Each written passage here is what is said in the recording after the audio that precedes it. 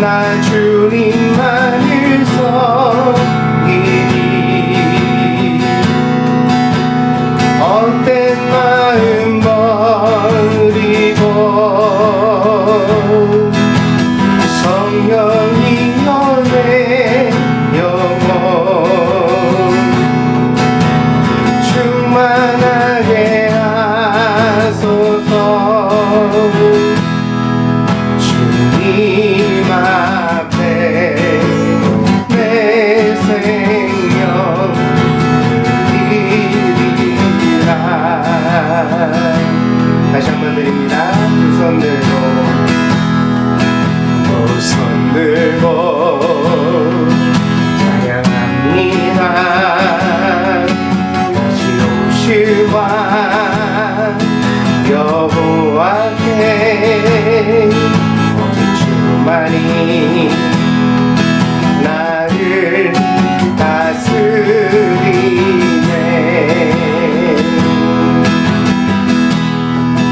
나 주님만을 섬기리. 헛된 마음 버리고 성령이여 내 영혼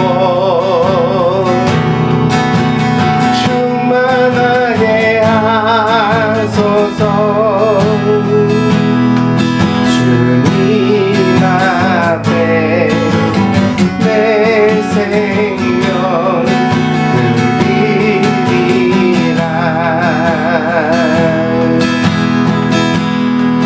나 주님만을 섬기리.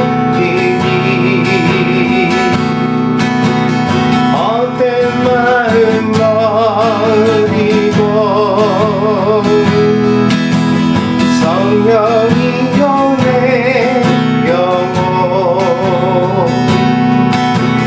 충만하게 하소서.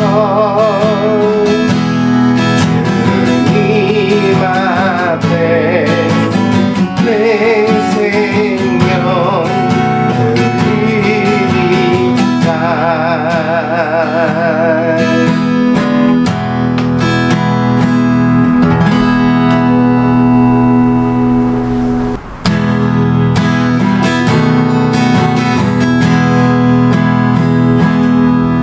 창문 두드리며 비가 오네.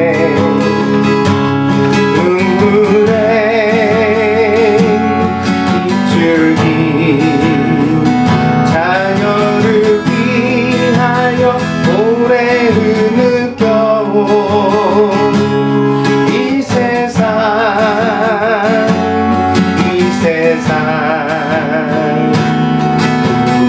위하여 죽으신 구주 예수께 우리는 무얼 배웠나. 왜 아직 서로 헐뜯고 평화 모를까. 왜 우리 눈은 이리 어둘까.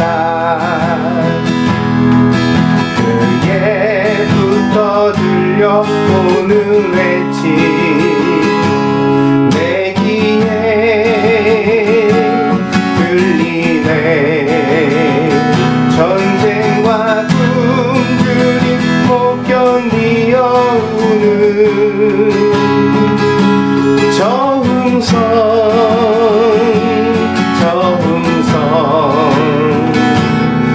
우리 위하여 죽으신 구주 예수께 우리는 무얼 배웠나.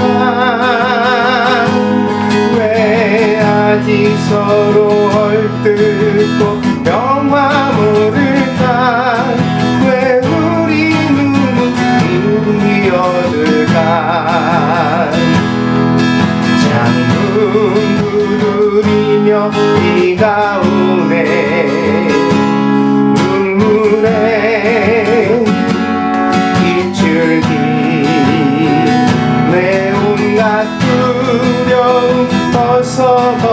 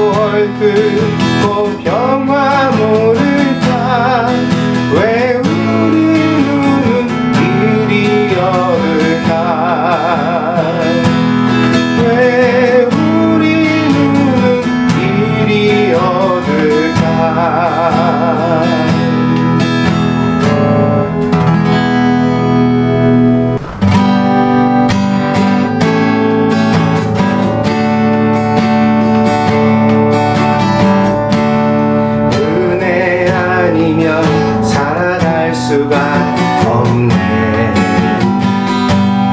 복음마저도 다 주의 것이니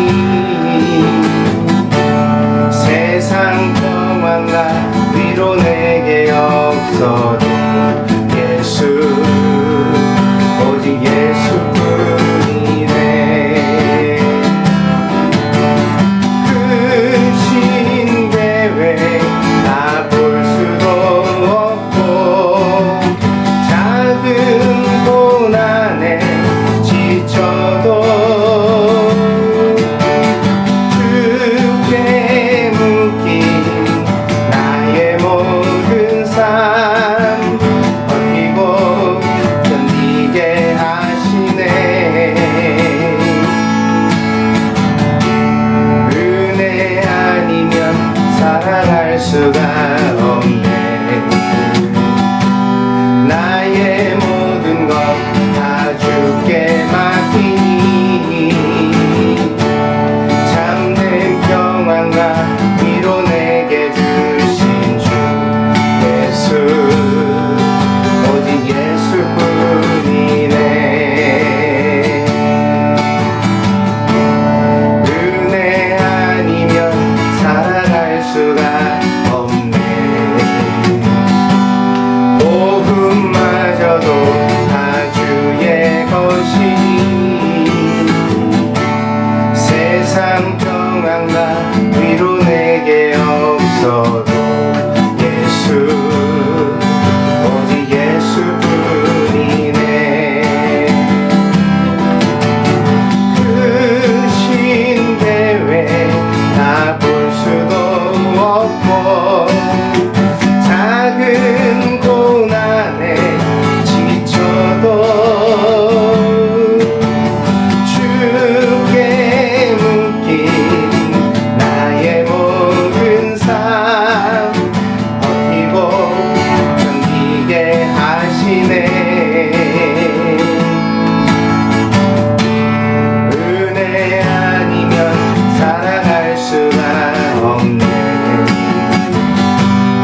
나의 모든 것 다 주의 것이니 참된 평안과 위로 내게 주신 주 예수 오직 예수뿐이네. 크신 계획 다 볼 수도 없고 작은 고난에 지쳐도 주께 묶인 나의 모든 삶 버티고 견디게 하시네. 은혜 아니면 살아갈 수가 없네. 나의 모든 것 다 주께 맡기니 참된 평안과 위로 내게 주신 주 예수 오직 예수뿐이네.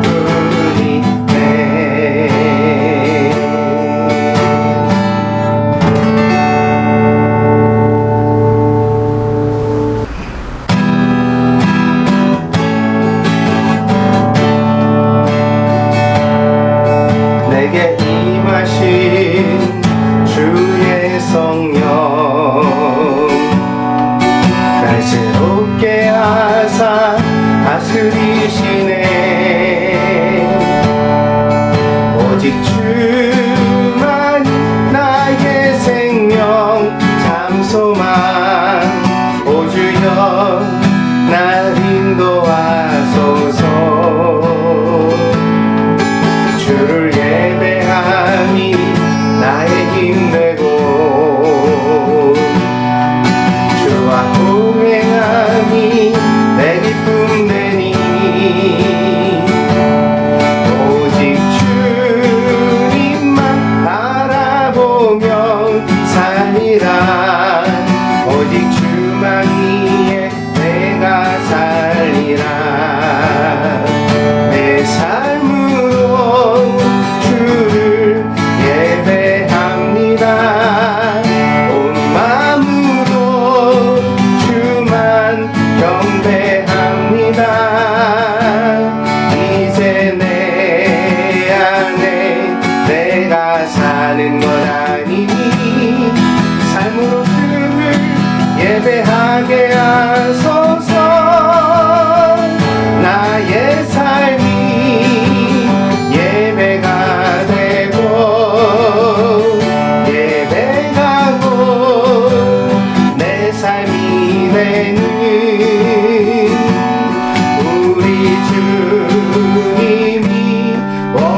원하시는 예배가 내 안에 이루어지게 하소서.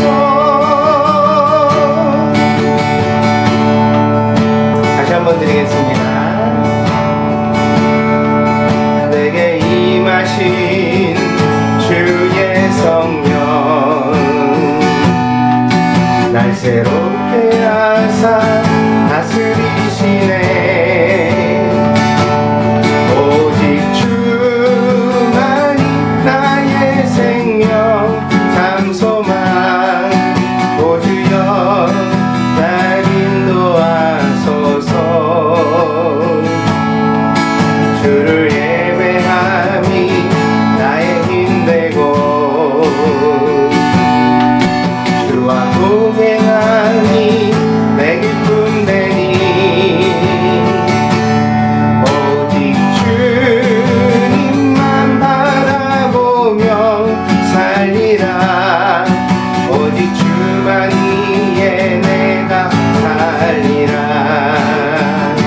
내 삶으로 주를 예배합니다. 몸만으로 주만 경배합니다. 이제 내 안에 내가 사는 것 아니니 삶으로 주를 예배하게 하소서. 나의 삶이 예배가 되고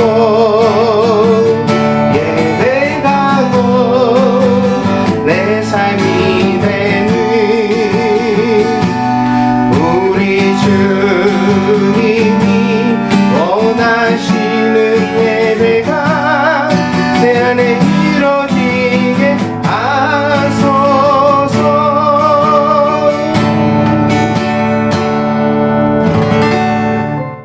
모든 선한 것에 근원이 되시는 주님을 찬양합니다.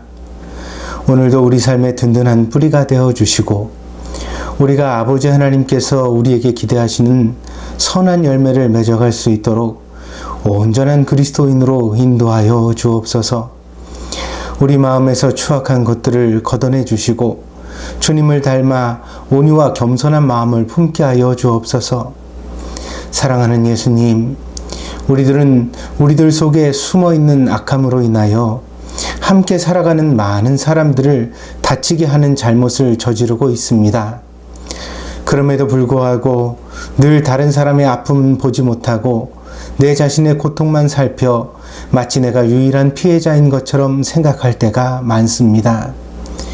입으로는 사랑한다고 하면서도 정작 작은 일에도 오해하고 원망하고 심지어 미워할 때가 많은 저희들을 변화시켜 주옵소서. 다른 분들의 아픔을 보지 못하는 저희의 망가진 마음의 눈을 고쳐주시고 그리하여 저희를 언제나 사랑으로 보시는 아버지 하나님의 마음을 함께 품을 수 있도록 인도하여 주옵소서.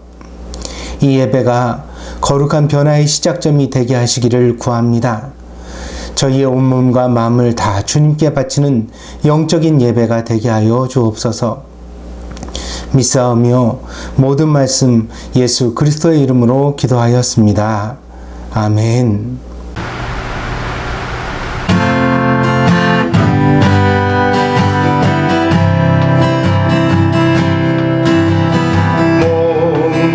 목마른 사슴실에 물을 찾아 헤매이듯이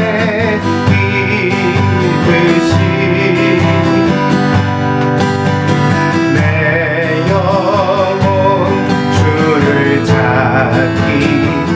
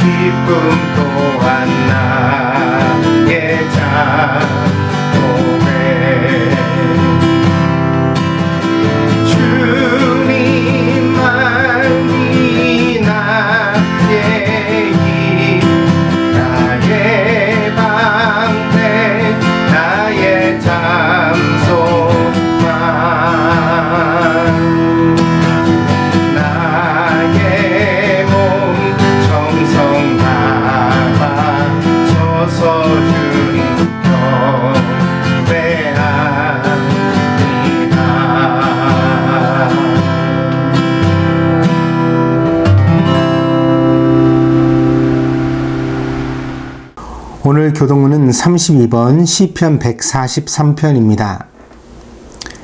시편 143편입니다. 교독하겠습니다. 여호와여 내 기도를 들으시며 내 간구에 귀를 기울이시고 주의 진실과 의로 내게 응답하소서. 주의 종에게 심판을 행치 마소서. 주의 목전에는 의로운 인생이 하나도 없나이다.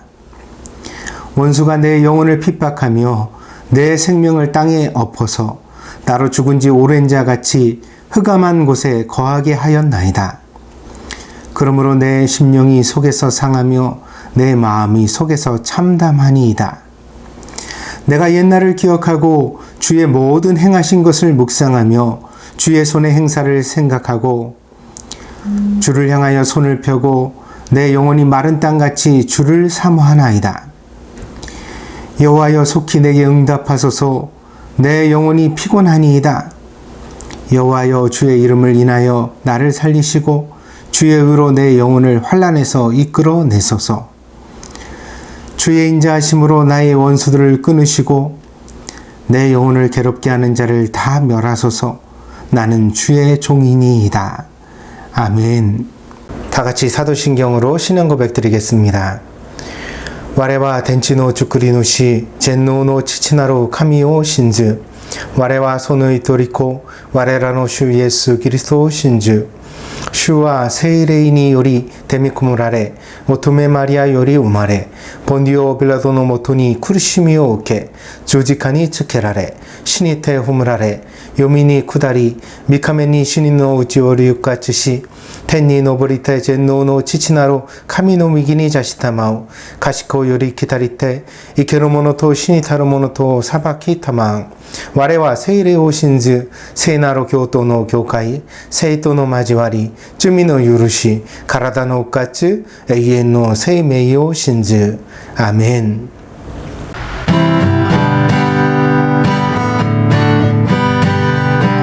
내 영혼이 은총입어 중한 죄짐 벗고 보니 슬픔 많은 이 세상 곧 천국으로 화하도다.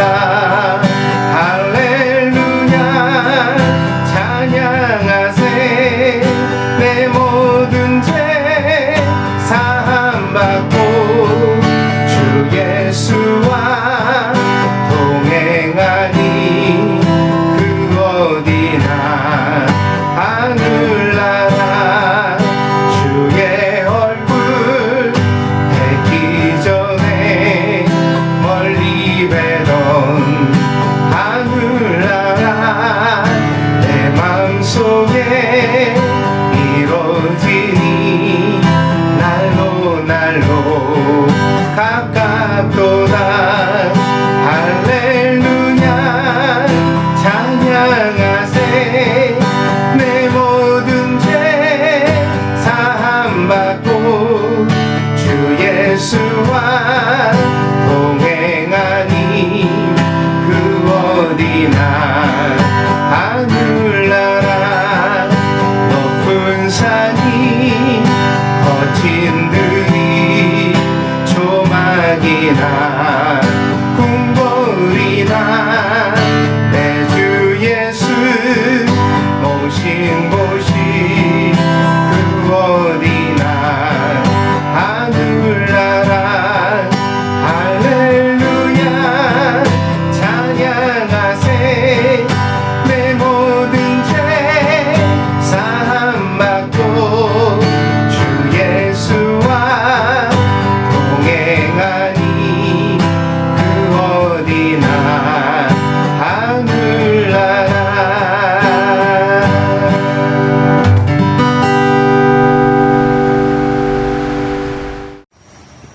기도드리겠습니다.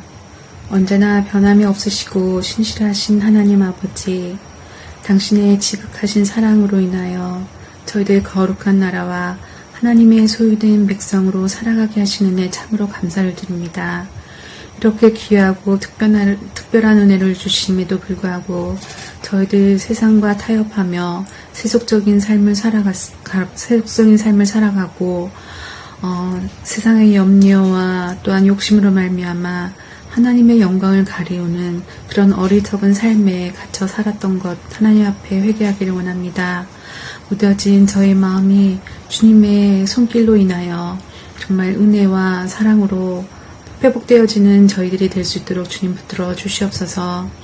온 세계가 코로나 바이러스로 인하여 무수한 생명을 잃고 저희들 정말 지극히 평범했던 일상의 삶이 얼마나 귀하고 소중한 시간이었음을 알게 하는 하루하루를 지내고 있습니다. 저희들 두려움을 인하여 하나님 염려와 근심을 하기보다는 저희들이 어려운 상황 가운데서도 소소한 행복을 발견하게 하시고 범사에 감사할 수 있는 저희들의 사람들이 될 수 있도록 주님 붙들어 주시길 원합니다.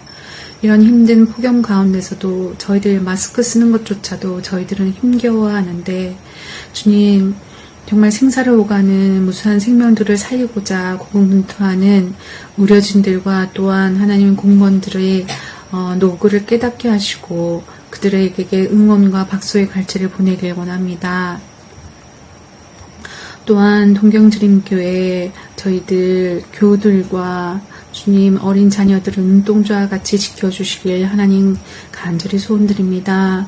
우리가 함께 모이지 못하고 각자 흩어져 자신이 처해 있는 처소에서 참으로 하나님 저희들이 예배를 드리고 있지만 하나님 저희가 정말 마음을 모두어서 정말 이 목마름을 생수와도 같은 귀한 하나님의 말씀으로 말미암아 정말 저희가 목마름을 정말 해결받을 수 있는 그런 귀한 시간으로 저희들을 하나님 붙들어 주시옵기를 또한 간절히 소원드립니다. 하나님 또한 저희 목사님 정말 하나님 영육간의 강건함으로 지켜주시옵기를 간절히 소원드립니다. 하나님 저희들이 하나하나 하나님에게 일일이 정말 고백하지 않아도 하나님 저희들을 정말 머리털 하나까지도 세시는 하나님께서 저희 목사님의 연약한 부분을 하나님께서 회복해 주시옵시고 또한 그 치유받을 수 있도록 주님께서 그 은혜를 부어주셨기를 간절히 소원드립니다.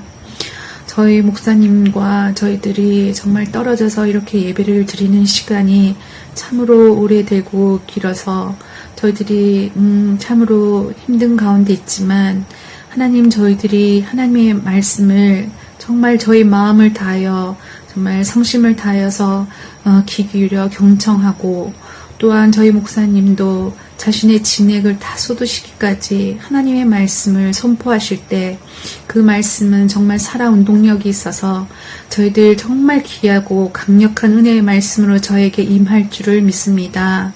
주님 저희에게 정말 그런 큰 은혜를 부어주셨길 원합니다. 환경을 탓하기보다는 저희들이 늘 마음속에 정말 주님의 그 은혜로 말미암아 살아갈 수 있는 그런 갈급한 심령으로 저희들 주님 앞에 나아가기를 간절히 소원드립니다. 또한 한국에 있는 저희 이명희 권사님 주님 또 치료제로 인한 또한 이런 부작용으로 인해서 하나님 고통받지 아니하실 수 있도록 도와주시옵시고 또한 병환이 호전되어질 수 있도록 주님께서 은혜를 베풀어 주시옵소서. 또한 출산으로 인하여 한국으로 가 있지만 돌아오지 못하고 있는 가정들이 있습니다. 그 가정들 하나님께서 위로하여 주시옵시고 또한 그들의 가정도 건강함으로 지켜주셔서 참으로 저희들이 다시금 반가운 모습으로 만날 수 있도록 주님 붙들어 주시옵소서. 주님 예배의 시작입니다. 저희들 마음을 다하여 하나님 앞에 귀한 예배 드릴 수 있도록 도와주시옵시고 저희들이 일주일의 삶을 정말 하나님의 말씀을 표대로 삼아 세상 가운데 나아가고자 합니다. 저희들이 세상 가운데 나아가서 세상 가운데 빠지게도 하지 마시옵시고 또한 분리되는 삶을 살게도 마시옵시며 정말 지금 이곳에서 저희가 소금과 빛의 역할을 능히 감당할 수 있는 믿음의 자녀들로 나아갈 수 있도록 주님께서 저희들과 함께하여 주시옵소서. 주님 예배의 시작입니다. 마치는 시간까지 시간 예배의 순서 모두 주님께서 흠양하여 주시옵시고 홀로 영광 받아 주셨기를 간절히 소원드립니다. 저희들을 위하여 모든 것을 내어주신 예수 그리스도 이름 받들어 감사하며 기도드렸습니다. 아멘. 오늘 우리에게 주시는 하나님의 말씀은 빌립보서 1장 12절에서 18절입니다. 빌립보서 1장 12절에서 18절입니다. 봉독하겠습니다. 형제들아, 내가 당한 일이 도리어 복음 전파에 진전이 된 줄을 너희가 알기를 원하노라.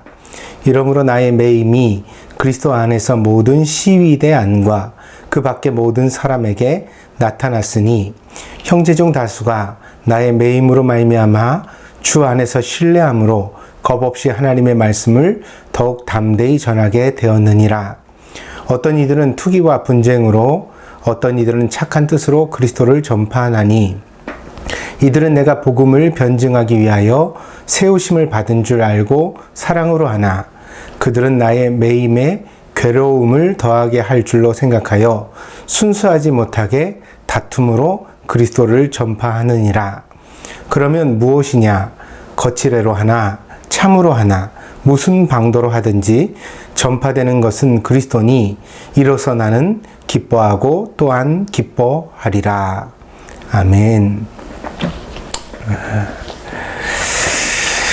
요즘은 참 좋은 소식이 없는 그런 시절입니다.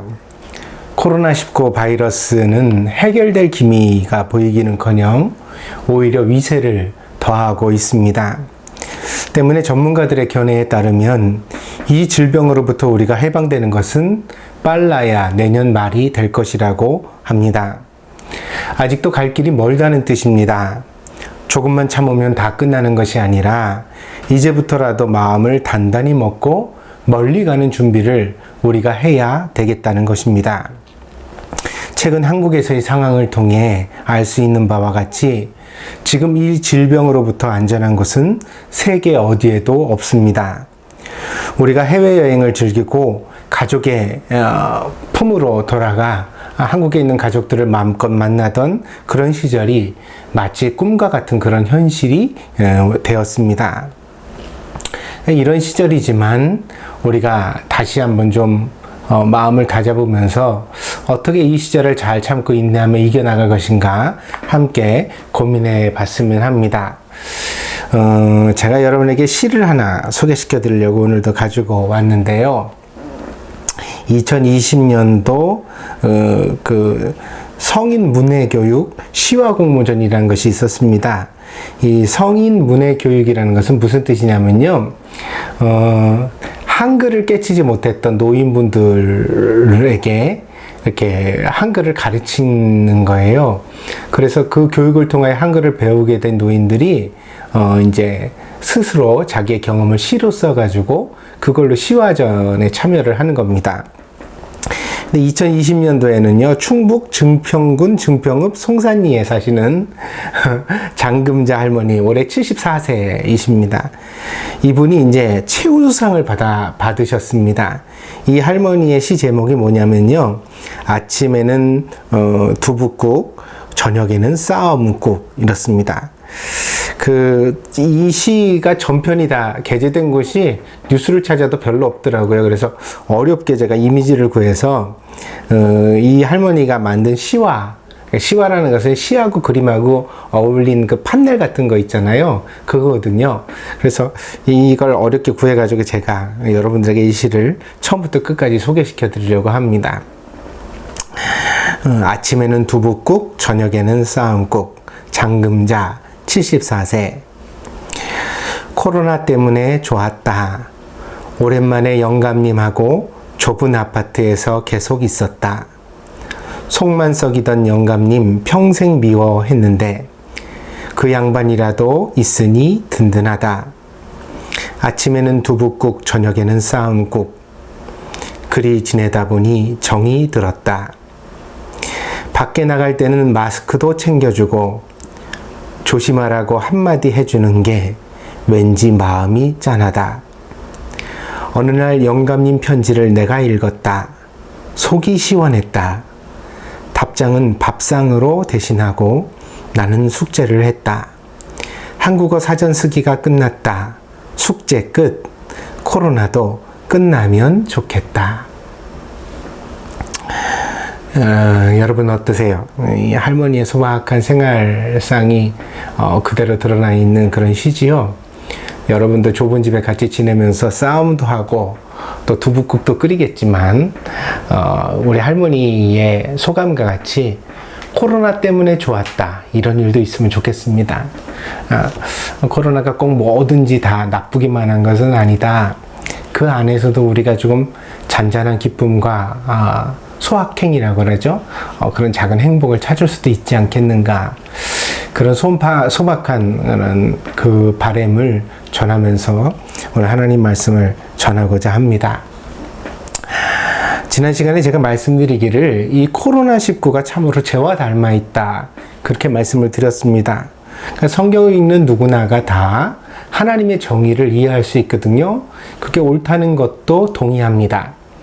근데 이제 문제는 우리가 동의하고 그렇게 하기를 원하지만 그렇게 행할 수 있는 능력이 우리들에게 부족하다는 데 있다는 거죠.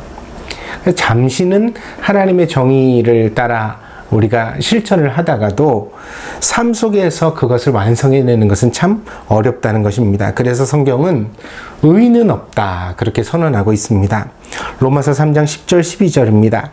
기록된 바 의인은 없나니 하나도 없으며 깨닫는 자도 없고 하나님을 찾는 자도 없고 다 치우쳐 함께 무익하게 되고 선을 행하는 자는 없나니 하나도 없도다. 그러니까 하나님의 정의 앞에서 하나님께서 정의롭다고 인정해 주실 만큼 그렇게 자기 삶을 완성해낼 수 있는 사람은 세상에 하나도 없다는 것이 성경적 선언입니다. 마찬가지로 우리가 이 코로나19를 해결하는 방법은 제가 지난주에 설명을 드렸죠.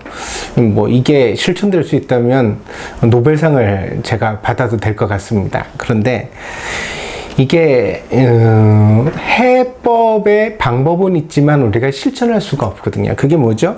2주 동안만 전 인류가 서로 격리되면 됩니다. 그리고 그 안에 발병이 되는 사람들은 찾아내서 치료를 하게 된다면, 그래서 분리해내서 치료하게 된다면 굳이 백신이 나오지 않아도 치료제가 특별하게 개발되지 않아도 우리는 조속한 시일 내에 이 코로나19로부터 완전히 해방될 수 있거든요. 그런데 이걸 실천할 방법이 우리에게 알지만 없다는 것입니다. 온 인류가 한 마음으로 단합하지 못하기 때문에 늘 빈 구멍이 생기고 허점이 만들어집니다. 유별난 사람들 있잖아요. 마스크 쓰라면 요즘 한국에서는 그런 장면이 뉴스에 자주 보도되거든요. 전철 안에서 마스크 안 쓰고 내가 코로나 걸린 거 같냐? 그러면서 막 화를 내고 일부러 기침하고 전철 붙들고 이런 사람들 말이에요. 걸렸든지 안 걸렸든지 그게 중요한 것이 아니라 그런 태도, 그런 생각을 가지고 있는 사람들이 구멍이 되어서 결국 이 코로나19 바이러스는 퍼져나가게 되는 것이거든요. 근데 참 불행하게도 우리가 사는 세상에는 그런 사람들이 적지 않다는 것입니다. 말도 안 되는 오기 혹은 남을 향한 분노, 미움 같은 것들을 가진 사람들 말입니다. 그러다 보니까 아무리 좋은 방법을 가르쳐도 또 세계보건기구나 한국의 질병관리본부 같은 곳에서 아무리 좋은 방법을 가르쳐도 안 듣는데 문제가 있는 거죠. 그러니까 우리가 하나님의 말씀을 안 듣는데 문제가 있는 겁니다. 그 말씀이 뭐 달리 틀린 게 아니라 안 듣기 때문에 우리가 불행에 처하는 것이거든요. 방법은 있지만 그 방법을 실천할 능력이 우리에게 없는 것입니다. 처음에는 한국이 방역을 참 잘했습니다. 세계의 모범이 되었습니다. 그러자 대구에서 신천지라는 이단 집단이 바이러스의 클러스터로 등장했습니다. 이때만 하더라도 이단이라는 구별 뒤에 숨어서 교회는 우리는 이와 무관하다. 우리는 전혀 상관이 없다. 그렇게 주장할 수 있었습니다. 그러면서 저 이단들이 나라를 망친다. 그러면서 교회와 똑같이 교회라는 이름을 사용한다고 우리를 똑같이 보지 말아라. 이런 주장이 통용됐죠. 그러면서 이 질병의 위험 속에서도 교회들은 올바른 고민을 하지 못했습니다. 오히려 정부보다 더 적극적으로 교회가 방역에 나섰어야 됐는데 왜냐하면 교회 안에 노령 인구가 많거든요. 그게 이제 한국교회 현실이죠. 그런 면에서 오히려 정부보다 교회가 더 적극적으로 성도들을 보호하기 위해서 방역에 나섰어야 된다는 거죠. 그러면 교회를 보는 세상의 눈도 달라졌을 것입니다. 당장은 교회가 좀 힘이 들었겠지만 헌금도 줄어들고 예배 참여하는 사람들도 적어져서 좀 힘이 들었겠지만, 그러나 이 재난이 지나간 이후에는 오히려 빨리 교회가 재건되고 오히려 사회로부터 명예를 얻을 수 있었을 것입니다. 그러나 이 재난 앞에서 교회는 교회답지 못했습니다. 큰 교회는 정치적 입장에 함몰되었고요. 그래서 참 수십 년 동안 계속되온 빨갱이 타령을 또 하기 시작했죠. 그래가지고 뭐 한국 사회를 분열시키는데 오히려 문제를 더하면 더했지 빼지 않았습니다. 그리고 작은 교회들은 경제적 현실 속에서 허우적거렸습니다. 아니 지금 나오는 성도들 헌금 가지고도 간신히 임대를 냈는데, 그러면서 이 코로나 바이러스가 한국 사회에 문제를 주는 초기에서부터 이 한국 교회는 임대료 타령을 시작했거든요. 그러니까 돈이 없다. 정말 현실적인 문제이기는 하지만 참 교회답지 못했죠. 사람의 생명이 왔다 갔다 하는 현실 속에서 임대료 타령을 한 것은 참 불행한 모습이 아닌가 생각해 봅니다. 그 결과 바이러스가 다시 공격을 시작했습니다. 이번에는 이단이 아니라 신천지가 아니라 교회를 통해서였습니다. 작은 교회들의 예배가, 그리고 큰 교회들의 성경 공부 모임이 감염의 통로가 되기 시작하더니 이제 지난주에는 광화문에서 열리는 정치적 집회를 통해서 전국에 바이러스가 퍼져가고 있는 상황인데, 여기에 교회가 깊이 관련되어져 있고 책임이 있다는 것은 이제 아무도 부인할 수 없는 현실이 되었습니다. 저는 이 상황을 보면서 교회의 무능력함을 봅니다. 교회가 어떻게 하면 생명을 살리고 사람들을 주님의 안식으로 인도할까? 교회는 사실 그것을 고민하는 곳이어야 하잖아요. 교회가 큰 예배당을 짓는다거나 어떻게 하면 헌금을 더 많이 거둘까? 이런 고민을 한다면 그건 장사꾼이지 어떻게 성경적 교회가 되겠습니까? 교회는 항상 어떻게 하면 사람들을 살릴까? 그리고 어떻게 하면 사람들을 행복하게 만들까? 성경이 말하는 안식이라는 것은 결국 요즘의 언어로 표현하면 행복이거든요. 그러니까 어떻게 하면 성도들에게 참된 행복을 찾게 해줄 수 있을까? 그런 고민이 교회 안에 있어야 되는 것이죠. 근데 그런 고민을 하지 못하고 지극히 작은 이익에, 그리고 세상의 철학과 이념에 발목 잡혀서 오히려 교회가 바이러스와 같은 미물에 농락을 당하고 있는 현실을 봅니다. 참 슬픕니다. 저는 요즘 이 설교 시간이기 때문에 여러분 앞에서 다 드러내지 못하지만 날마다 탄식을 입에 달고 삽니다. 어쩌다가 교회가 이 모양이 됐나? 우리 교회가 어떻게 이렇게 참 이런 존재가 되어버렸나? 여러분, 죄는 바이러스보다 교활합니다. 무슨 말이냐면요, 바이러스도 못 이기는 교회는 죄를 이길 수 없다는 것입니다. 죄는 훨씬 더 많은 인간의 탐욕과 연관되어져 있거든요. 먹고 입고 마시는 문제뿐 아니라 명예롭게 되고 권력을 가지고 싶고 영원히 살고 싶고 세상에서 누리고 싶은 이런 인간의 탐욕이 아주 복합적으로 작용하는 것이 죄거든요. 그러니까 우리가 단순히 이 바이러스와 관계된 것조차도 극복할 수 없다면, 그러면 죄를 이긴다는 것은 불가능해 보이는 거죠. 성경은 그렇게 죄가 교활하다고 우리에게 가르쳐주고 있습니다. 그래서 이 코로나19 바이러스는 그간의 교회가 얼마나 무능력해졌는가를 보여주는 기회가 된다는 것입니다. 우리가 참 사람들의 기호를 맞춰주고 우리가 겉으로 보이는 것으로만 치장하는 것에 몰두해 왔구나. 교회 안에 교회다움이, 교회로서의 능력이 참 사라졌구나. 그래서 우리가 참 이 재난 앞에서 사람이든 어떤 집단이든 그 본질이 드러나게 되는 것 아닙니까? 그런 면에서 오늘 이 코로나19 바이러스가 우리들의 치부를 약점을 잘 드러내고 있다고 생각합니다. 그래서 지금 이 재난은 우리의 현실을 보게 하시는 은혜일 수도 있습니다. 그동안 우리는 너무 안일하게 살아왔던 것입니다. 그저 예배당을 건축하고 그 예배당에 주일마다 사람들을 가득 채우면 그것이 구원이고 하나님의 나라인 것처럼 착각하며 배가 불러왔다는 것입니다. 그러나 이 바이러스는 여실히 우리의 수준과 태도를 보여주고 있습니다. 방역도 못하는 교회가 어떻게 죄와 싸워서 이긴다는 것입니까? 어떻게 신자들을 이 험한 세상에서 하나님의 흠없는 백성으로 지켜줄 수 있다는 것입니까? 그것이 지금 우리가 고민해야 하는 진짜 본질적인 문제, 우리가 처한 현실이라고 생각합니다. 그러나 참 어려운 현실을 여러분에게 말씀드리게 돼서 저도 참 그 마음이 좋지 않습니다. 웃으면서 말씀을 전하지만 참 우프다고 하나요? 참 슬픈 현실입니다. 날마다 기도할 때마다 가슴에서는 눈물이 납니다. 그러나 문제 속에서 문제만 보는 것은 신앙이 아닙니다. 우리가 처한 현실이 참 부정적이고 그리고 심각한 상황 가운데 있지만, 그러나 이 문제만 맨날 보면서 타령하고 또 한탄하고 한숨 쉬고 그렇게 살아간다면 그것은 신앙인답지 못한 것이라는 것이죠. 여러분이 다 기억하시겠지만 선지자 하박국은 이런 노래를 지었습니다. 여러분에게 다시 한번 말씀을 읽어드릴 테니까 마음에 한번 새기십시오. 하박국 3장 17절에서 18절입니다.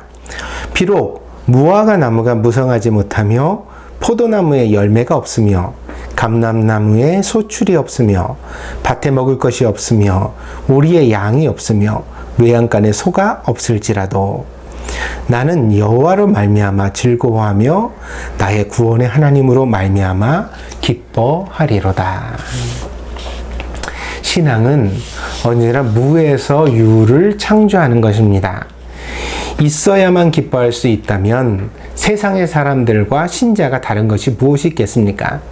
신앙은 없는 중에도 기뻐하는 것이 그 특징이며 장기입니다. 신앙의 사람들이 이런 삶을 살아갈 수 있는 까닭은 그들의 기쁨의 원천이 세상의 물질에 있지 않고 손에 가진 것 때문에 기뻐하는 것이 아니라 바로 하나님께 있기 때문입니다.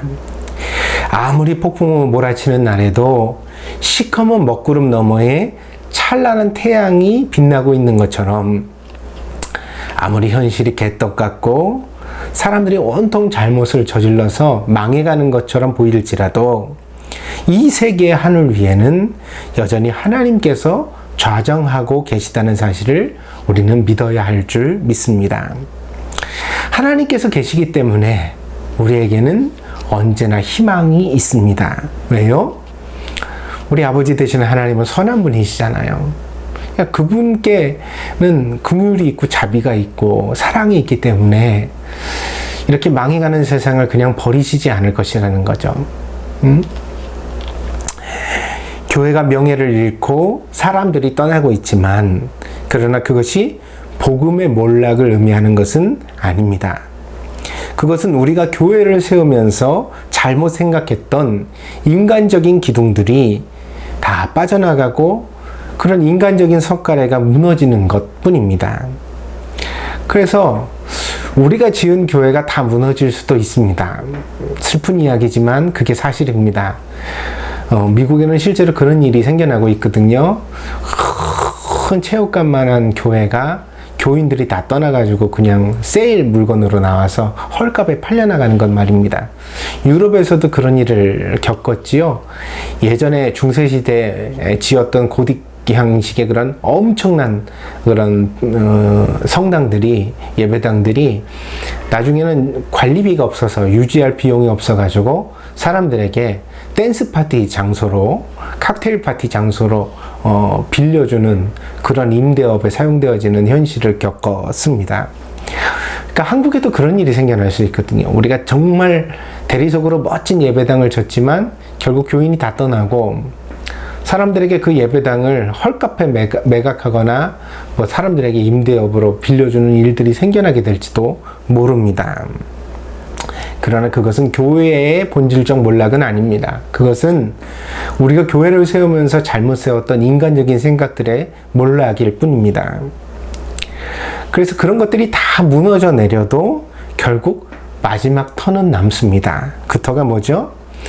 마태복음 16장 18절에서 예수님 그렇게 말씀하십니다. 또 내가 내게 이르노니 너는 베드로라. 내가 이 반석 위에 내 교회를 세우리니 음부의 권세가 이기지 못하리라. 예수님이 말씀하신 이 반석 베드로는 결국 제자였잖아요. 사람이었다고요.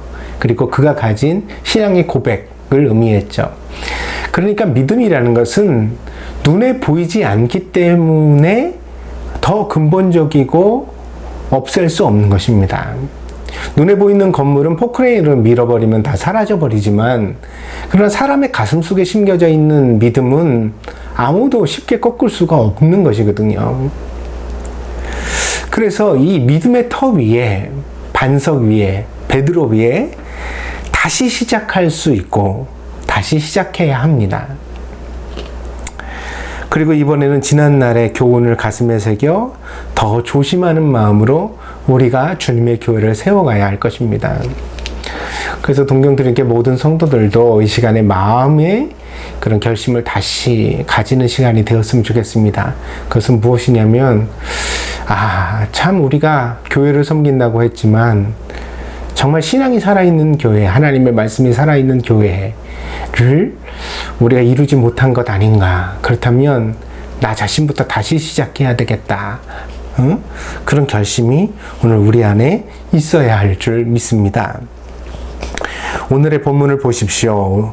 바울은 빌립보 교회에 편지를 보내고 있습니다. 그런데 빌립보에서 전해진 소식이 사도 바울을 당황스럽게 만들었습니다. 그 소식은 이런 것입니다. 바울이 재판을 위하여 로마에 압송된 후에도 얼마간은 죄수의 신분이 아니라 자유스러운 몸으로 지낼 수 있었습니다. 그래서 전승에 보면 잠시 전도를 위해 여행을 했었다는 그런 전승도 있거든요. 그러니까 로마에서 떠나서 저 스페인까지 사도 바울이 갔다 왔다. 그런 전승도 우리가 찾아볼 수 있습니다. 그렇게 이제 자유롭게 지냈습니다. 말하자면 보석이 허용되어서 자유로운 상태에서 재판을 받는 것과 같은 그런 상태에서 얼마간은 사도 바울이 로마에서 지낸 것 같습니다.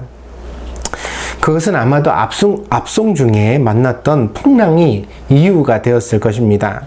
사도행전을 보면 바울은 로마에 압송되는 과정 속에서 유라굴로라는 엄청난 지중해의 풍랑을 만나게 됩니다. 그로 인하여 배는 파손하고 모든 사람들이 죽게 생겼지만 바울은 하나님께 계시를 받았거든요. 그래서 내가 로마에 무사히 도착해야 하기 때문에 하나님께서 그 배에 있는 모든 사람들을 목숨이 상하지 않도록 지켜주시겠다 하는 그런 약속을 받았습니다. 이 사건을 통하여 바울은 중요한 사람이 됩니다. 왜냐하면 이 신탁이 실제로 이루어졌거든요. 그래서 풍랑 속에서 아무도 죽지 않았어요. 그리고 모두 다 구원을 받았죠. 나중에 이제 배를 구하여서 이 일행이 다시 로마로 여행을 계속하게 되는데 이때는 이제 이 사도 바울을 압송하고 있던 백부장이 바울을 보는 눈빛이 변했죠. 처음에는 그냥 죄수 중에 하나로 여겼지만 나중에는 중요한 사람으로 이 바울을 대우하게 되어집니다. 그래서 로마에 도착한 후에도 어느 정도 자유를 보장받으면서 재판을 받을 수 있었을 것입니다. 그러나 로마의 황제는 기독교를 희생의 제물로 삼으려고 결정했고 이후로 급격하게 기독교에 대한 박해가 시작되었습니다. 결과적으로 오늘 본문의 13절에 나오는 것과 같은 상황의 악화가 나타나게 되어집니다. 오늘 본문 13절입니다. 이러므로 나의 매임이 그리스도 안에서 모든 시위대 안과 그 밖의 모든 사람에게 나타났으니, 매임이라는 것은 투옥됐다는 뜻입니다.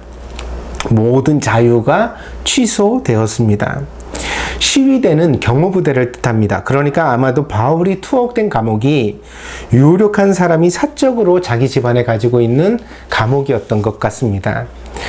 당시에는요, 이 귀족들이 사병을 각기 가지고 있었고요. 심지어는 자기 집안에 감옥을 만들어서 자기에게 반대하는 사람들을 임의적으로 가두기도 했거든요.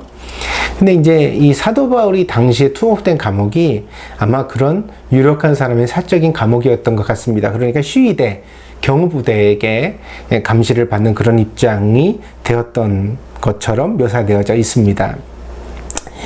이런 상황은 바울이 다시 자유의 몸이 되어서 건강하게 이 사도 바울을 만나기를 원했던 빌립보 교인들에게는 충격이요, 매우 실망스러운 상황이었습니다. 빌립보 교인들이 매일 기도하고 있었거든요. 자기 교회를 개척했던 목회자 사도 바울이 속히 로마의 감옥에서 그 압제에서 풀려나서 다시 빌립보 교회를 방문하고 우리가 서로 기쁨으로 만나 그의 설교를 들을 수 있게 해주세요. 그러면서 정말 간절히 기도하고 있었거든요. 근데 이 빌립보 교인들의 기도가 오히려 반대로 나타나는 현실이 된 거죠. 그래서 얼마간의 자유를 누렸던 사도 바울이 오히려 감옥에 갇히는 참 어려운 상황이었습니다. 그러나 아무리 다른 사람들이 충격을 받는다고 하더라도 어찌 감옥에 갇힌 본인만 하겠습니까? 사도 바울도 내심 이 재판이 잘 해결돼 가지고 자기가 로마에서 마음껏 복음을 전하고 교회를 세울 수 있는 그런 상황을 바랬겠죠. 그런데 뜻대로 안 됐습니다. 정말 암담한 상황이 계속되고 있었습니다. 바울이 제일 낙심되고 힘들고 아프고 어려운 상황이었던 것입니다. 당시 세계였던 로마가 기독교에 대한 박해를 결정한 상황에서, 그러니까 그 당시 사람들이 이제 알고 있었던 세계는 전부 다 로마의 영향권 아래 있었잖아요. 로마 황제가 기독교를 박해하겠다는 거예요. 이 결정을 바꿀 수 있는 사람이 도대체 세상에 어디 있는가? 유력한 목회자 바울이 감옥에 투옥되었습니다. 그러니까 이제 기독교는, 교회는 박해를 당하고 목사는 감옥에 들어가고 성도들은 어떻게 해요? 낙심했겠죠. 모두가 참 우울하고 힘들었을 상황입니다. 더 아픈 것은 이 고통의 시기에 배신자가 나왔다는 것입니다. 그러니까 언제나 사실은 내부적인 배반이 가장 아프거든요. 잘 열심히 해줄 줄 알았던 사람들이 등을 돌릴 때, 고개를 돌릴 때, 그 참 인간적으로 상처가 되는 일이죠. 본문에서 가볍게 언급되고 있는 바와 같이 바울의 투옥을 적극적으로 선전하는 반대파의 사람들이 있었습니다. 우리는 바울이 고린도 교회에 보낸 편지를 통해서 이 상황이 어떻게 된 것인지 미루어 짐작할 수 있습니다. 고린도전서 1장 11절에서 13절을 제가 읽어드리겠습니다. 내 형제들아, 글로의 편으로 너희에 대한 말이 내게 들리니, 글로에라는 사람이 이제 사람을 보내서 사도 바울에게 이제 소식을 전해 주었다는 거죠. 근데 그 소식이 뭐냐면 곧 너희 가운데 분쟁이 있다는 것이라. 내가 이것을 말하거니와 너희가 각각 이르되 나는 바울에게, 나는 아볼로에게, 나는 게바에게, 나는 그리스도에게 속한 자라 한다는 것이니, 그리스도께서 어찌 나뉘었느냐? 바울이 너희를 위하여 십자가에 못 박혔으며 바울의 이름으로 너희가 침례를 받았느냐? 예나 지금이나 분열을 조장하는 사람들은 자신이 옳고 정당하며 정의롭다고 확신합니다. 그러나 그들의 짧고 좁은 생각은 오히려 그들의 함정이 되고 있습니다. 그래서 그 함정에서 쉽게 벗어나지를 못합니다. 이런 사람들의 열심은 오히려 교회를 해롭게 하며 공동체를 위험에 빠뜨립니다. 그래서 그런 교회에서 되게 정직한 것처럼, 되게 바른 것처럼 이렇게 주장을 하는데 굽히지 않는 분들이 있습니다. 굽힌다는 것이 뭐 타협하고 그런다는 뜻이 아니라 아무리 정직이 좋고 아무리 정의가 좋더라도 사실은 이 정의에 대하여 제가 늘 말씀드리는 것처럼 그 사랑이 없는 정의는 폭력이 될 가능성이 많거든요. 정당한 폭력 뭐 이런 거죠. 그러니까 우리가 항상 정의를 말할 때 그 사랑을 밑자락에 깔고 이야기를 해야 신앙적이고 또 교회다운 것입니다. 근데 이제 자기가 정의롭다는 것으로 인하여서 타인에 대한 배려, 사람을 향한 사랑 같은 것들을 잃어버리고 말하는 분들이 간혹 보이거든요. 이런 분들의 열심은 교회에 해롭습니다. 오히려 교회를 더 굳어지게 하고 어렵게 만들 수 있습니다. 이 고린도 교회에 보낸 사도 바울의 그 편지를 우리가 두고 생각해 보면 당시에도 교회 안에 분파가 존재하고 이런 사람들의 분열로 인하여 어려움을 당했다는 것이거든요. 바울의 경쟁자를 지지하는 혹은 바울을 반대하는 사람들이 교회 안에 있었다는 것입니다. 그런 사람들에게 바울이 감옥에 갇혔다는 소식은 좋은 소식이에요? 나쁜 소식이에요? 굿뉴스? 배드뉴스? 굿뉴스죠. 아, 바울이 그렇게 까불더니 그렇게 기고만장하더니 잘난 척을 하더니 감옥에 갇혔대. 이게 이 사람들에게는 희소식이었던 거예요. 그래서 15절에 나타난 바와 같이 그들은 시기와 분쟁으로 이 소식을 열심히 전파하는 사람들이 되었습니다. 그래서 오늘 본문 빌립보서 1장 15절입니다. 어떤 이들은 투기와 분쟁으로 어떤 이들은 착한 뜻으로 그리스도를 전파하나니. 투기와 분쟁은 뭐죠? 사도 바울에 대한 투기, 교회를 자기파를 위주로 하는 분쟁을 일으키려고 하는 잘못된 뜻으로 사도 바울이 감옥에 갇힌 것을 더 열심히 전하고, 아, 이번 기회에 그러면 우리가 교회 주도 세력이 돼야 되겠다. 아, 이거 진짜 싫은데, 이런 거. 교회 안에서 이런 정치적 파벌이 있는 것 말입니다. 뭐, 자기파, 우리 편, 뭐 이런 사람들이 있잖아요. 아, 이런 사람들이 막 어떻게 하면 우리 편을 더 늘릴까, 막 이런 생각을 하면서 막 열심히 전도에 몰두하게 되었다는 것입니다. 바울의 반대파에게 바울의 투옥은 기회로 여겨졌습니다. 그들은 아마도 교회에서 바울의 주도권을 자신들이 빼앗을 수 있다고 생각한 것 같습니다. 뒤틀리는 의도, 정치적 암산, 과도한 승부욕 같은 것들이 지금 교회에서 작용되고 작동하고 있었습니다. 그렇다면 이것을 알게 된 사도 바울은 얼마나 화가 났을까요? 아, 그래도 자기가 개척한 교회인데, 자기가 목회했던 성도들인데, 그들 가운데서 이렇게 자기에게 등을 돌리고 배신하는 사람들이 나온다는 것은 얼마나 참 사도 바울에게 슬픈 소식이었겠습니까? 그러나 사도 바울은 본문에서 전혀 다른 시각을 우리에게 보여주고 있습니다. 오늘 본문이 보여주는 사도 바울의 결론은 이것입니다. 비록 나쁜 의도로 해도 전도는 전도이고 복음은 복음이니 나는 그것이면 충분하다. 비록 내가 지더라도 사람들에게 예수님만 전파될 수 있다면 나는 그것으로 기뻐하고 기뻐하리라. 저는 참 그 높은 수준의 신앙의 경지를 보게 됩니다. 그러니까 사도 바울이 가진 높은 경지라는 것이 제가 감탄하는 부분이 뭔지 아세요? 자기가 세운 교회지만 자기 교회로 여기지 않는다는 것이에요. 내가 꼭 주도권을 가져야 되고, 내가 꼭 결정을 내려야 되고, 성도들이 내 영향력 안에 있어야 되고, 나만 바라보고 내 설교만 들어야 되고. 사도 바울은 적어도 그런 목회자가 아니었다는 거죠. 사도 바울은 누가 전하든지 예수님만 전하면 된다. 나는 잊어도 좋다. 나 같은 존재는 그저 아침 이슬처럼 사라져도 상관없다. 그저 예수님만 전해지면 된다. 그것이 오늘 사도 바울의 신앙의 모습이었습니다. 사도 바울은 문제 속에서 기뻐한 것입니다. 그 비결은 무엇입니까? 그의 믿음이 문제보다 컸기 때문입니다. 문제를 보지 않고 문제보다 크신 주님을 바라보는 믿음이 오늘 사도 바울에게 있었기 때문에 그는 문제 속에서도 기뻐할 수 있었던 것입니다.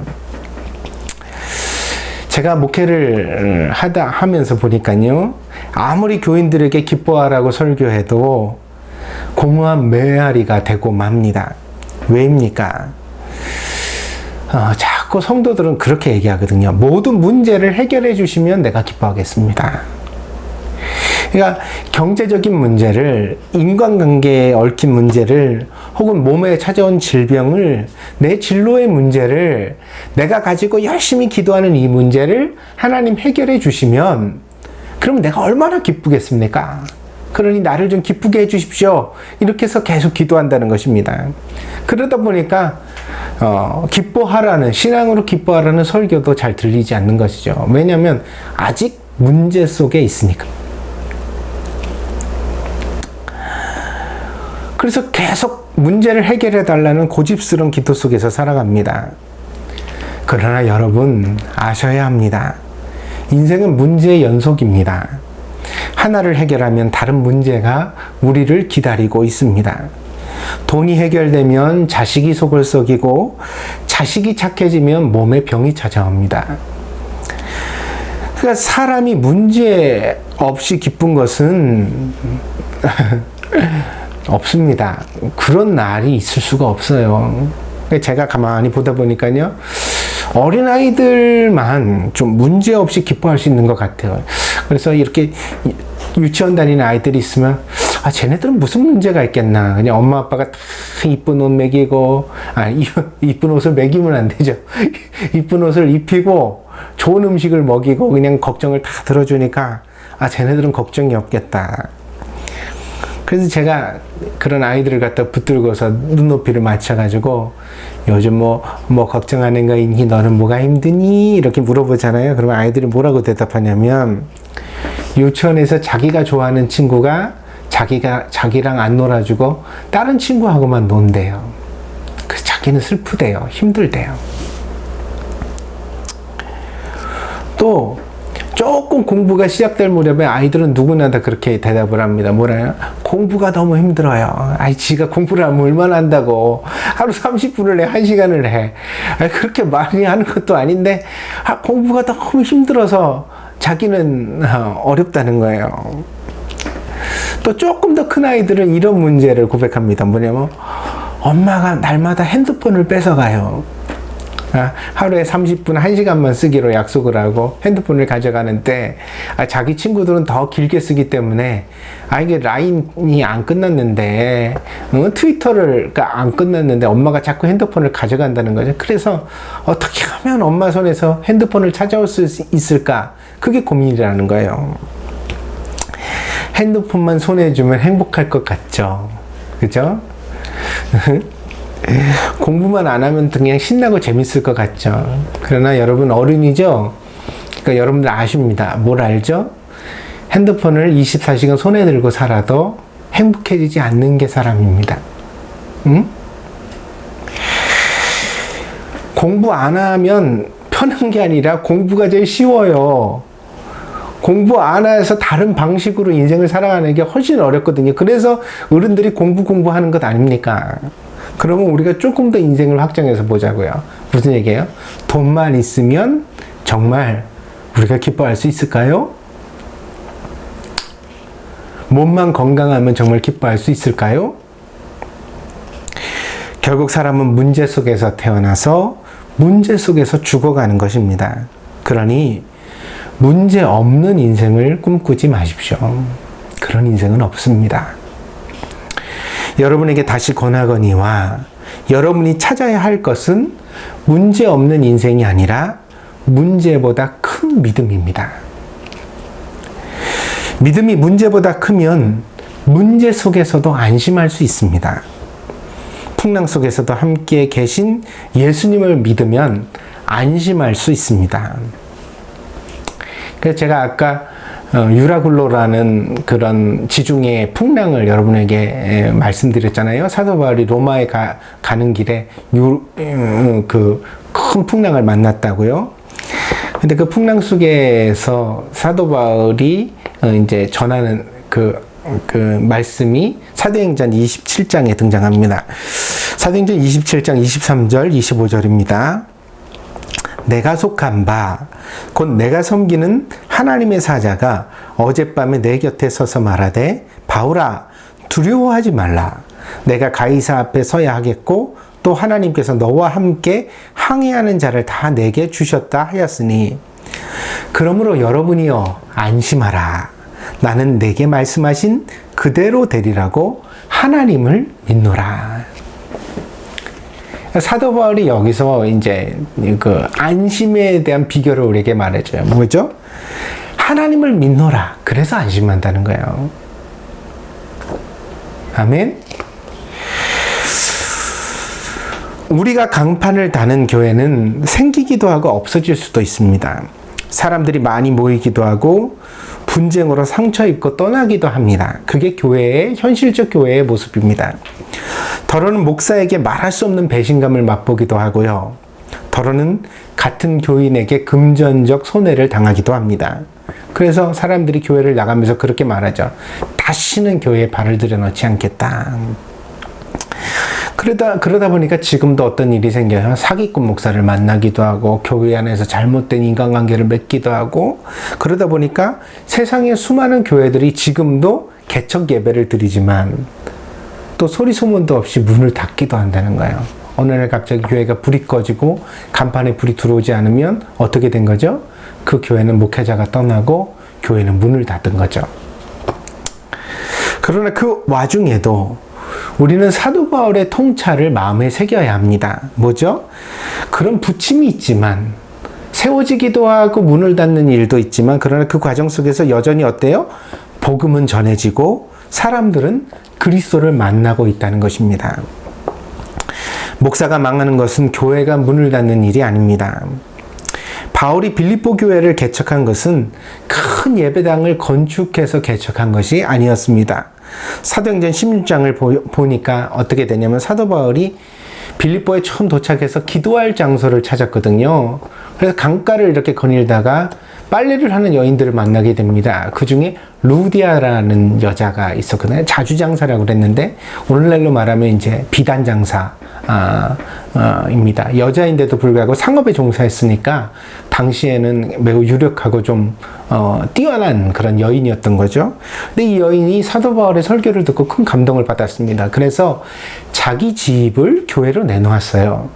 그러니까 이 루디아의 집에서 시작된 것이 빌립보 교회의 시작입니다. 그러니까 목사에게 믿음이 있으면 복음이 있으면 어디를 가나 교회는 세워집니다. 그가 있는 곳이 교회인 거예요. 큰 예배당이 문제가 아닙니다.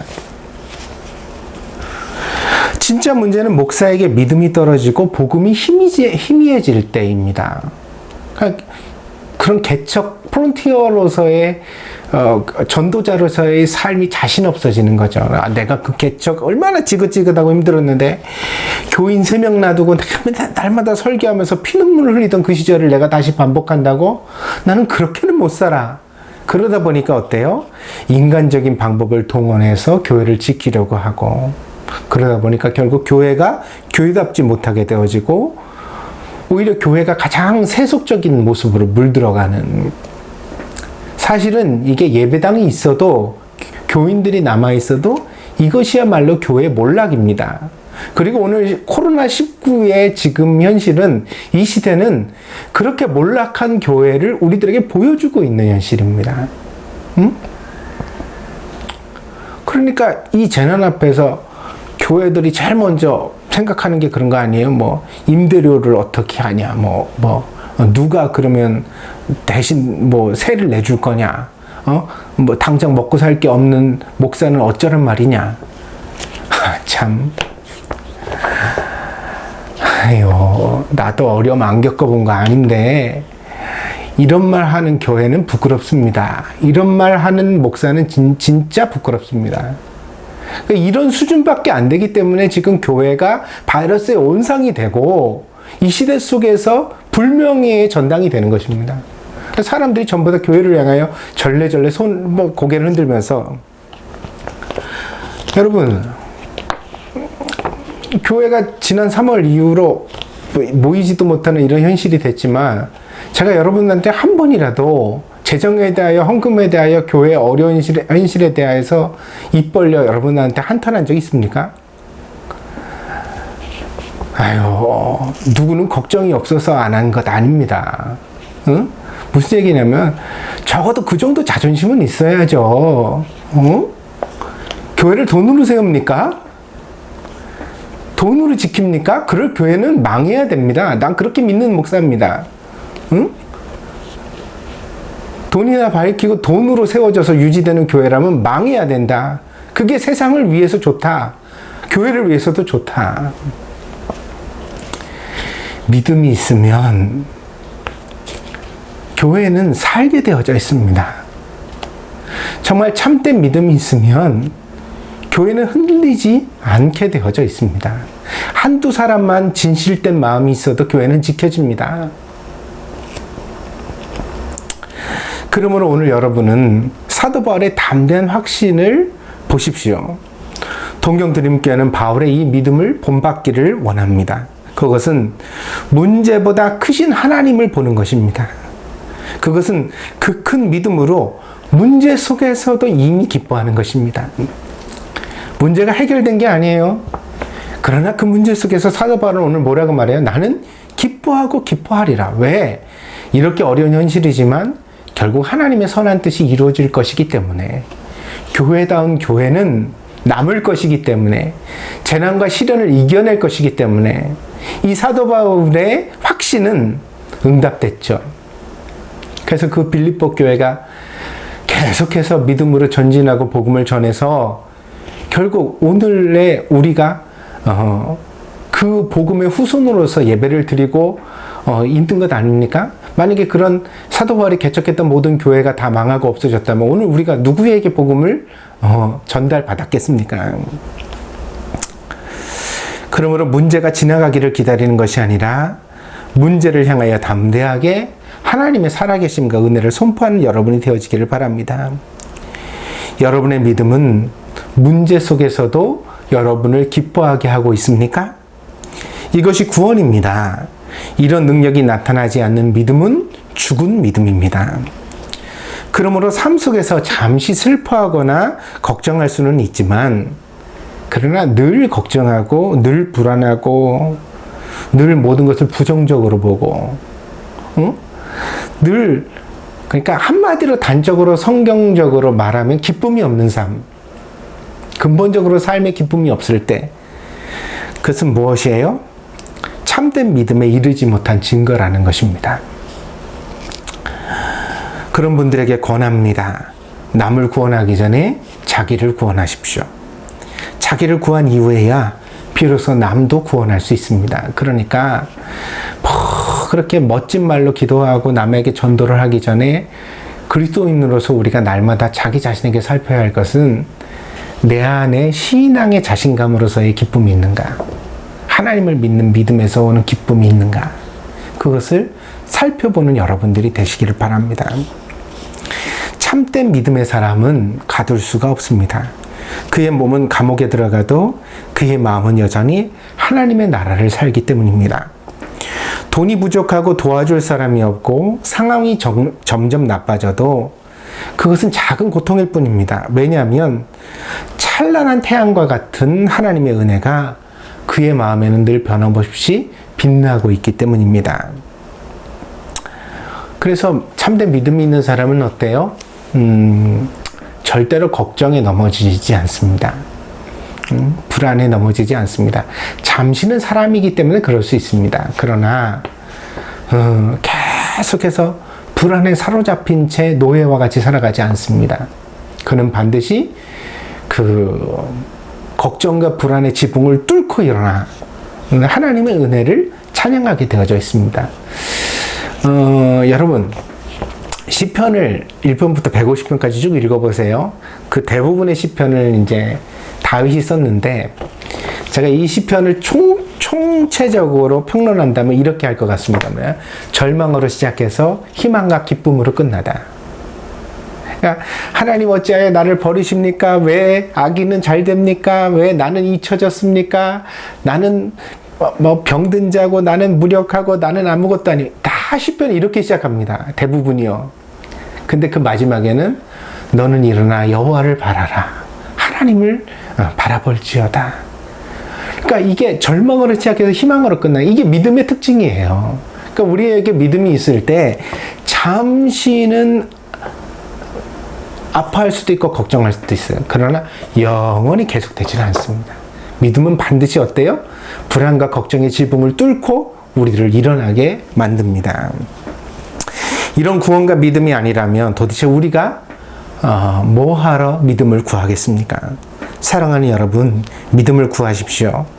믿음은 누가 뭐라 해도 하나님의 말씀으로 말미암는 것입니다. 그러므로 이 엄혹한 시절에 하나님의 말씀에 여러분의 마음을 쏟아붓기를 바랍니다. 진심으로 그 말씀 속에서 믿음을 얻게 해달라고 기도하십시오.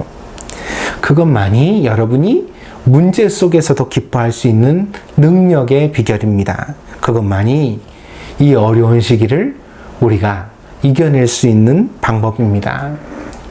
오늘 이 말씀이 여러분에게 힘이 되어서 이번 한 주간 동안 정말 열심히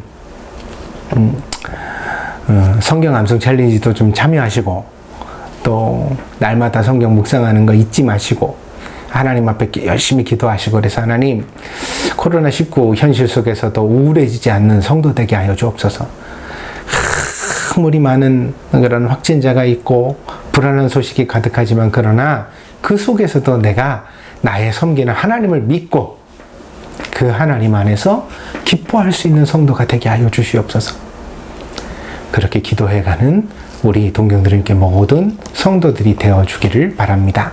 기도하겠습니다. 복되신 주님 은혜와 사랑을 감사드립니다. 오늘도 저희에게 귀한 예배를 허락하여 주시고 우리가 문제 속에서도 기뻐하는 믿음의 특징을 다시 한번 살펴보게 하여 주시니 감사드립니다. 사도 바울이 가졌던 이 신앙을 우리도 가지게 하여 주옵소서. 그리하여 이 어려운 시대에 우리가 또한 믿음으로 기뻐하게 하시고 많은 사람들이 절망하고 있습니다. 우울해하고 있습니다. 어려움에 처해 있습니다. 우리도 같이 부정적인 말만 일삼는다면 믿는 자에 다를 것이 무엇이 있겠습니까? 하나님, 이 어려운 시대에 일어나라, 빛을 발하라 하시는 하나님의 음성이 우리 안에 울려 퍼지게 하여 주옵소서. 그러므로 우리를 통하여 누구에게나 하나님의 안식을 전할 수 있는 귀한 성도들이 되게 하여 주시옵소서. 하나님 함께 하시길 간절히 원하며 모든 말씀 예수 그리스도의 이름으로 기도하였습니다. 아멘.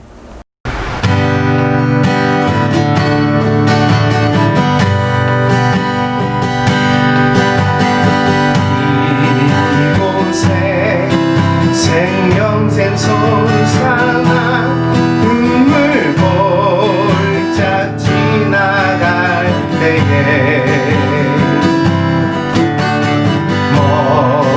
멍장한 꽃들이 피고 웃음소리 넘쳐나리라. 꽃들도 구름도 바람도 넓은 바다도 찬양하라 찬양하라 예수를. 하늘을 울리며 노래해 나의 영혼아. 은혜의 주 은혜의 주 은혜의 주.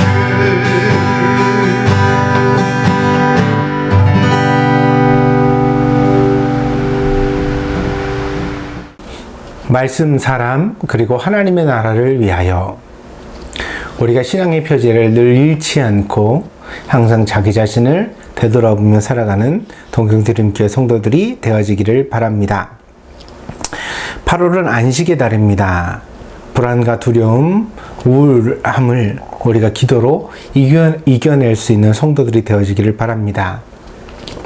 오늘 말씀에서도 전한 바와 같이 이 어려운 때일수록 우리가 믿음으로 이 모든 상황을 이겨내야 되겠습니다. 상황에 지지 말고 어떤 어려움 속에서도 신앙으로 문제 속에서 오히려 기뻐하는 그런 성도들이 되시기를 바랍니다. 코로나19 바이러스에 대한 주의가 필요합니다. 마스크, 손 씻기, 사회적 거리두기 우리가 다 함께 잘 실천하여서 이 어려운 때에 질병으로부터 자기를 그리고 가족을 보호하는 성도들이 되어주기를 바랍니다. 예배 특송과 대표 기도에 참여를 바랍니다. 그랬습니다. 돌아가면서 기도가 참여되고 있는데 참 좋습니다. 특송도 좀 주시면 좋겠습니다. 가족별로 찬양을 한 곡 선정해서 쉬운 곡도 괜찮습니다. 여러분이 참여하는데 의미가 있습니다. 우리 교회 예배를 빛나게 하기 위해서 여러분 가족들이 함께 찬양을 연습해서 꼭 참여해 주시기를 당부를 드립니다. 물론 카메라 앞에서 하는 것이 좀 부담스럽기는 하지만 여러분 어떻습니까? 우리들끼리 나누는 건데 여러분들 많이 참여해 주셔서 다시 한번 예배 특송 그리고 대표 기도 참여를 권장합니다. 성경 암송 챌린지가 진행되고 있습니다. 모두 7장인데요. 우리 태빈이 엄마 정영숙 성도님께서 6편까지 암송을 끝내셨습니다. 이 암송할 때마다 저에게 메일을 보내셨는데 그만 제 스파의 마음으로 잘못 들어가는 바람에 제가 받아보지를 못해가지고 제가 지난주까지도 계속 아무도 없다고 그렇게 좀 불만을 토로하고 했습니다. 죄송하게 생각합니다. 제가 잘못했습니다. 6편을 끝내셨기 때문에 이제 한 편 남았습니다. 마지막 133편만 완성을 하시면 처음으로 동경드림교회도 이 성경 암송 챌린지에 완주하시는 그런 우승자가 나오게 되어집니다. 다른 분들도 분발하셔서 꼭 참여해 주기를 부탁을 드립니다. 그리고 이명희 권사님 위해서 계속 그 투병을 위해서 여러분 기도해 주시고요. 그리고 유미라 자매 소식이 있습니다. 이 가족이요, 이번 금년 10월경에 한국으로 완전히 귀국하게 되었다고 소식을 전해 왔습니다. 아마도 여러 가지 상황이 있었던 것 같습니다. 남편도 좀 승진을 해서 직장에서도 승진을 해서 그렇게 해서 일본에서 계속 이제 좀 자리를 잡으려고 생각을 했었는데 아무래도 코로나19 상황이 어려워져서 영향을 미친 것 아닌가 추측을 해봅니다. 제가 자세한 이야기는 못 나눠봤지만 그런 소식을 사택으로 전해왔습니다. 그러니까 여러분들 계속해서 기도해 주시길 바랍니다. 아직 출산이 남아있으니까요, 무사히 출산할 수 있도록, 그리고 또 그 귀국하는 그런 모든 일정과 계획들이 순조롭게 이루어질 수 있도록 같이 신앙생활 했던 성도들이 함께 마음 같이 하여 기도해 주시기를 바랍니다. 다른 간구가 없으시면 모든 상황 속에서 이 찬양 참 의미가 있습니다. 우리 함께 찬양 드리고 그리고 축도로 예배를 폐하도록 하겠습니다. 내 영혼이 확정되고 확정되어 싸우니 믿음에 눈들어 주를 바라봅니다. 내 영혼이 확정되고 확정되어 싸우니 믿음에 눈들어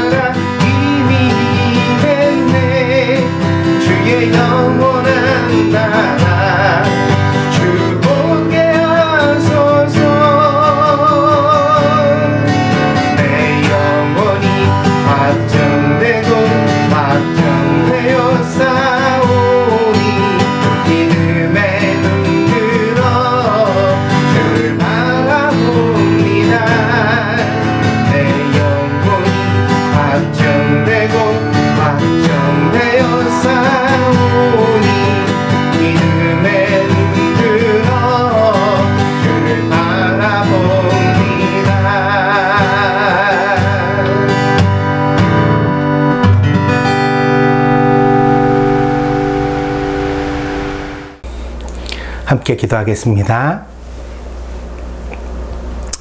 복되신 주님, 오늘도 함께 예배드린 사랑하는 성도들에게 은혜 위에 은혜를 더하여 주시기를 바랍니다. 저들의 마음에 주신 살아있는 믿음이 능력되어서 어려운 상황 속에서도 지지 않고 믿음으로 승리하며 기뻐할 수 있는 성도들이 되게 하여 주셔서 저들을 통하여 복음이 증거되게 하시고 하나님의 살아계심이 세상에 나타나게 하여 주시고 교회를 명예롭게 하시고 저들이 가는 곳마다 그리스도의 안식과 평안이 증거될 수 있도록 하나님 인도하여 주시옵소서. 저들의 삶에 하나님이 공급하시는 은혜가 늘 있게 하셔서 어떤 상황이나 문제 속에서도 늘 찬양과 기쁨으로 하나님을 영화롭게 하는 복된 성도들이 다 되게 하여 주시옵소서. 지금은 우리 믿음의 구주가 되시는 예수 그리스도의 한량없는 은혜와 아버지 하나님의 극진하신 사랑하심과 성령의 감화감동 내재 충만하신 역사가 오늘 동경드림교회에서 예배드리는 사랑하는 성도들 머리 위에 저들의 가정과 직장과 학업 위에 저들의 모든 삶의 현실 위에 지금으로부터 영원히 함께 계실지어다. 아멘.